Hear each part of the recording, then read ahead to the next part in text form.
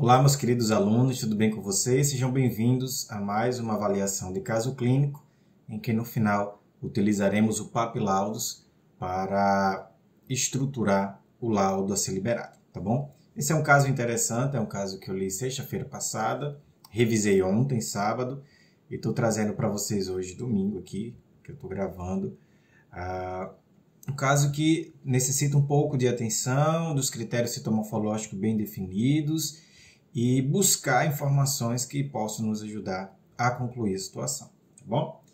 Deixa eu diminuir aqui o vídeo e vamos à telinha do vídeo. Vamos lá. Olha só, como tema eu trouxe aqui AGC, que são células glandulares atípicas, versus MT, que é metaplasia tubária. Qual caminho iremos seguir para um ou para outro? Nessa primeira imagem, ela já diz muita coisa para o que a gente entende que pode levar a dúvida, né? Diagnóstica, né? Um diagnóstico diferencial. Nós temos aqui um grupo de células glandulares, supondo que a membrana basal estaria aqui, tá? E percebemos que há núcleos em alturas diferentes. Temos núcleos aqui, mais acima, temos núcleos mais abaixo.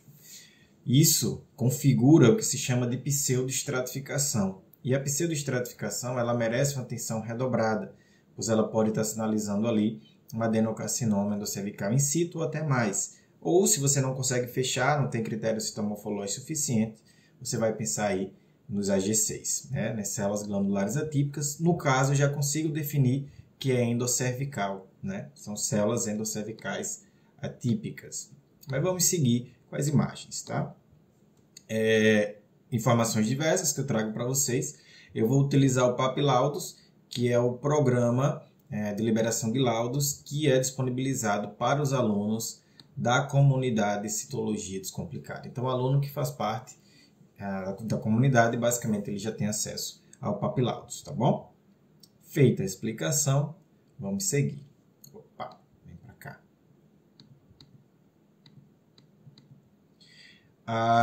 Essa lâmina, ela tinha desvio de flora sugestivo de vaginose bacteriana, mas eu não fotografei, tá? Eu foquei na parte glandular e eu acabei não tirando bons registros. Então, isso aqui são duas imagens de uma outra lâmina que eu estou pegando só para ilustrar, tá bom? Para que a gente possa gerar o laudo final, eu trouxe essas duas clucells, haviam bastante em lâmina, para configurar o desvio de flora sugestivo de vaginose bacteriana, tudo bem? Mas aqui, vamos ao que interessa. Ó, por que essa lâmina te chamou a atenção, Valdieri?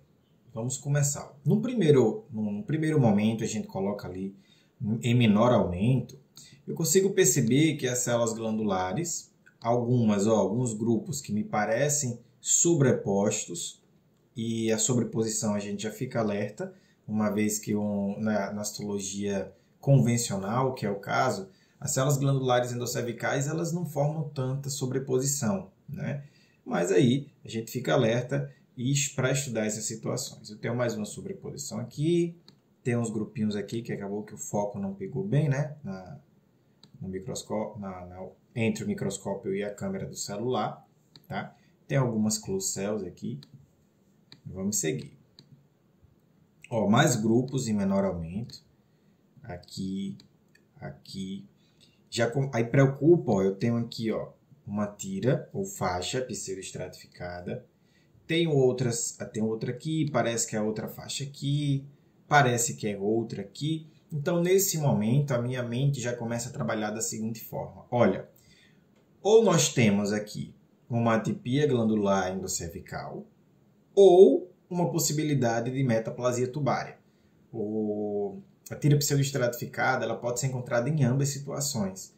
Agora, a partir daí, nós vamos trabalhar com estudar o núcleo, ver a sua estrutura de cromatina, ver a configuração que ele se apresenta, ou procurar se há sinais de plumagem, de roseta, tá?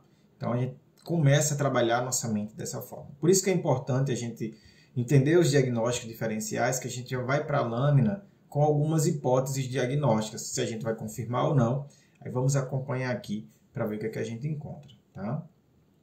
Ó, essa imagem foi aquela primeira, tá? Que eu mostrei para vocês, tá? Essa tira ou faixa pseudoestratificada. Temos algumas célulazinhas aqui, alguma outra aqui, sinalizando de fato a estrutura endocervical, com núcleo na base, citoplasma com volume citoplasmático no ápice, tá? Algumas células metaplásicas estavam presentes nesse achado, eu trago para vocês, bem bonitas, algumas ou todas, na verdade, apresentando nucleolo, denotando a característica reparativa também, né, dessas células metaplásicas.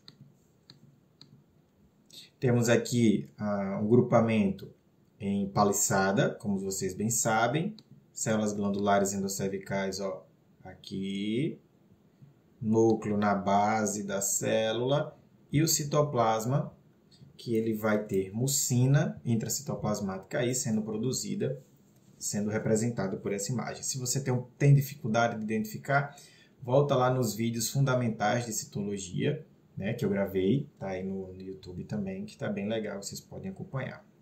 Joia? Ó, aí aqui eu dou um zoom maior naquela imagem, perceba essa pseudoestratificação. Gente, ó, olha essa imagem, núcleos na base. Olha essa imagem, eu começo a perceber que tem núcleos que estão posicionados mais centrais nessa tira pseudoestratificadas. Ambos, essa imagem e essa imagem, estão no formato paliçada, tá? Tranquilo. Mas percebam a diferença. E também percebam que me parece que o núcleo ele está mais hipercorado, né? A cromatina ela está mais corada, ela está hipercromática. E isso já vai ligando o alerta do citologista. Poxa, pode ser que tenha algo errado aí. Eu observo o grupo, não percebo cílios. Se houvesse, já me daria um sinal mais característico de uma metaplasia tubária. Mas não tem. Não é? Aqui, um outro grupamento de células glandulares. Me parece que há uma leve sobreposição nuclear. Isso tudo vai ligando alerta. Porém, o núcleo em si não é um núcleo com características evidentemente atípicas, né? São núcleos que ainda assim a gente percebe uma benignidade associada. Nesse grupinho aqui, eu acho bem interessante, trouxe para vocês, a gente percebe essas caudinhas, ó. Essas caudinhas tem que ter cuidado, porque para alguns você pode acreditar que seja aqui uma plumagem, né, uma protusão. Mas sabe essas caudinhas onde elas aparecem também com frequência? Na metaplasia tubária. Então eu fui trabalhando essa imagem, essa lâmina, procurando, poxa, cadê os cílios? Cadê os cílios para reforçar a minha hipótese diagnóstica, né? E continua aqui a busca. As células glandulares também, com presença de nucleolos, ó. Eu mostrei nucleolos nas células metaplásicas, mas segue nucleolos aqui também nas células endocervicais. Uma aqui, você já fica, poxa, será que tem alguma coisa a mais? Parece aqui ó, uma forma papilar, né? Que eu trouxe para cá e dei o zoom, tá bom? Vou estudar essa imagem, começo a estudar os núcleos não me parecem atípicos, não me parecem alterados, vejo pequenos nucleolos, tá? Talvez algum corpo apoptótico aqui, não sei, né? Ou alguma coisa sobreposta, não dá para confirmar. Até um leucócito mesmo pode ter caído aí e ficado com essa configuração. Me parece que alguns núcleos, sim, estão um pouco mais hipercorados, hipercromáticos. Tem núcleo nessa posição, tem núcleo nessa outra posição. Poxa, será que de fato estamos diante de uma pseudoestratificação? Mas cadê aquele núcleo com característica mais evidente? Me sinto-me incomodado, né? E vou em busca de mais achados, tá? Olha as caudinhas que eu falei para vocês, ó. Tá? Aqui parece que está se formando uma barra, né? Ó, parece que está se formando uma barra aqui, mas não está uma barra terminal bem delimitada, consequentemente não há presença de um cílio bem marcado. Então ainda fico ali preocupado com essa lâmina que pode estar associado. Poxa, me parece que tem alguns núcleos querendo fugir do grupamento. Seria plumagem? Porém, é um grupamento que as células respeitam um espaço da outra, né? Não há uma grande sobreposição, os núcleos eles não estão caracteristicamente discarióticos, né? Ou seja, com alterações. E aí, meu trabalho de citologista continua. Eu já começo a seguir uma hipótese de benignidade, mas eu tenho que provar para mim mesmo aqui que faz sentido e lógico para eu colocar na lâmina, eu preciso encontrar os critérios citomorfológicos associados. Aí começa a aparecer células como essa, ó. Células em que há a presença de cílios, né? Eu tenho aqui, ó, o citoplasma, tá? Essa célula glandular. O núcleo ele está mais centralizado e não tão aqui na base, tá? Ele mais centralizado também começa uma hipótese de metaplasia tubária, vai reforçando. Tem cílios, os cílios são extremamente relevantes quando a gente pensa em metaplasia tubária. Então, nesse momento eu faço, opa, peraí, a minha hipótese pode estar aqui fazendo mais sentido, tá bom? Alguns critérios da metaplasia tubária foi retirada do caderno de citopatologia, né, o caderno de referência 1. Eu acho que vale super a pena. Quem não baixou, baixar. Coloca no Google. Super fácil, está disponível, é gratuito. E eu peguei algumas informações. Tá? A metaplasia tubária é a principal causa de diagnóstico falsos positivos para o adenocarcinoma. Tá? Seja o adenocarcinoma in situ, o adenocarcinoma invasor, seja até as próprias atipias, né? Na metaplasia tubária pode ocorrer estratificação dos núcleos, aquilo que a gente chama de pseudoestratificação, um critério, um grupo glandular bastante sugestivo de atipias glandulares endocervicais. Então, na metaplasia tubária pode ocorrer estratificação do núcleo, pode ocorrer hipercromasia, pode ocorrer nucleolo, simulando assim um adenocarcinoma in situ. Poxa, a gente viu um bocado disso, né? De coisas dessa forma. As células ciliadas têm núcleos grandes, ovais, algumas vezes hipercromáticos. Variável nucleolo, você pode ou não encontrar nucleolos. Nessa lâmina evidencia nucleolo praticamente em todas as células. Citoplasma eosinofílico e abundantes cílios apicais. Eosinofílico não tá, né? São todos basofílicos ali, tá? Na metaplasia tubária eu percebo mais basofílico do que propriamente eosinofílico. Mas tudo bem, vai que depende do corante, da coloração, tudo bem. E os cílios apicais, tá? Bastante importante esse achado, que a gente ainda não está marcadamente assim configurado. Nós encontramos uma célula, mas a gente sabe que com poucas células não dá para fechar com metaplasia tubária, você precisa de mais achados, tá? A identificação de cílios é a característica mais importante no diagnóstico diferencial do carcinoma in situ, ou seja, entre adenocarcinoma in situ e metaplasia tubária, quando você encontra o cílio, favorece a benignidade, tá bom? E aí eu vou buscando mais achados, e encontro um grupo como esse, ó. Um grupo de células glandulares sobrepostas. Fotografar esses grupos é um pouco complexo. Devido à sobreposição, a câmera ela fica com dificuldade de focalizar, né? Porque, enfim, é um azul com algumas nuances mais escuras, mais claras, enfim. Mas eu acho que dá para a gente visualizar o que deve ser visualizado, tá bom? Então, nesse grupo aqui, ele me responde aquilo que eu venho perguntando à lâmina o tempo todo. Poxa, eu tenho sobreposição, eu tenho pseudoestratificação, eu tenho hipercromasia, eu tenho nucleolos. Caminho para uma atipia glandular ou vou imaginar ou vou confirmar que a benignidade está associada. Então, e aqui me aparece, ó, cílios, né? Um grupamento sobreposto com bastante cílios. Ó, eu tenho até um zoom dessa imagem. Então, imagine aqui os cílios, tá? Nesse grupamento, só para ficar didático e para memorizar, coloquei esse cílio aqui. Ó, nesse mesmo grupamento, eu peguei essa partezinha aqui, tá? Então, observa aqui, ó. Então, aqui estaria a extremidade aqui desse grupo e bastante cílios aqui, ó, saindo, tá? São vários. Quando a gente micrometrava, ficava mais fácil ainda de visualizar, tá? Mas eu acredito que com essa imagem vocês consigam perceber, observando em menor e em maior aumento, tá? Mas, de fato, com o microscópio, micrometrando, ficava bem mais fácil de visualizar esses cílios, tá? Só para memorizar os cíliozinhos aqui. Também havia os cílios aqui, ó, esses grupamentos, tá? Mais uma vez, reitero um pouco de dificuldade na hora de fotografar, ou as tonalidades, elas dificultam mesmo a gente conseguir uma grande ampliação, tá bom? Mas sim, é possível a gente perceber que há cílios aqui, vamos dizer assim, no sentido da esquerda para a direita.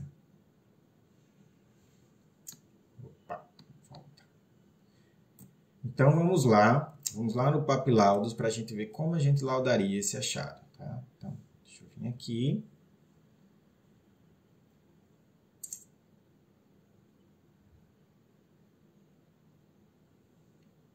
Então aqui, o tipo da amostra convencional. Tá joia? Satisfatório para avaliação, componente endocervical barra zona de transformação. Presente, eu tinha células glandulares endocervicais e tinha células metaplásicas. Então, ok. Achados não neoplásicos, metaplasia escamosa, eu mostrei um grupo de células metaplásicas, a gente vai pensar ali acima de 10 células e a gente marca. Além daquelas que tinham ali, haviam outras em lâmina, tá? Então, tinha mais de 10 células metaplásicas escamosas. Havia também a metaplasia tubária, que a gente conseguiu definir com calma, estrategicamente, buscando critérios morfológicos, e aí a gente evita dar um laudo falso positivo. A gente encontrou a metaplasia tubária, tá? Organismos, né? Tinham desvio de flora sugestiva de vaginose bacteriana, como eu expliquei para vocês, aquela primeira imagem que eu mostrei para vocês com 2 clucelos não é da mesma lâmina, mas eu trouxe para ilustrar, tá certo? Até você percebe que o coranto ficou um pouco diferente, tá bom? Não vi critérios marcadamente para sinalizar inflamação, tá? Então não vou assinalar. As células escamosas, elas se encontravam de uma forma característica da vaginose bacteriana, com os núcleos, a maioria das células com núcleos em picnose, né, sem infiltrado leucocitário, então bem configurando mesmo um desvio de flora sugestivo de vaginose bacteriana, que não necessariamente é uma inflamação. Muita gente conclui negativo para a lesão intraepitelial ou malignidade na amostra analisada. E agora aqui eu vou salvar para a gente ver como é que ficou esse laudo hipotético. Reitero que é uma sugestão, você pode ter as suas variações, como você vai colocar no laudo, tá?